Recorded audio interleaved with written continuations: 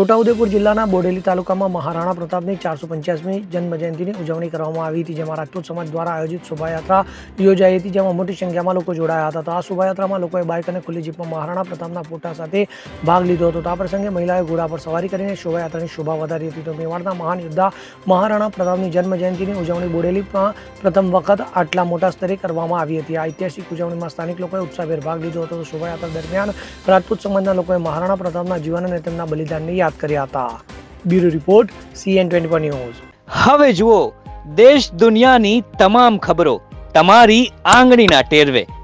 ઉઠાવો મોબાઈલ અને Google Play Store પરથી ડાઉનલોડ કરો અમારી CN24 ન્યૂઝ મોબાઈલ એપ.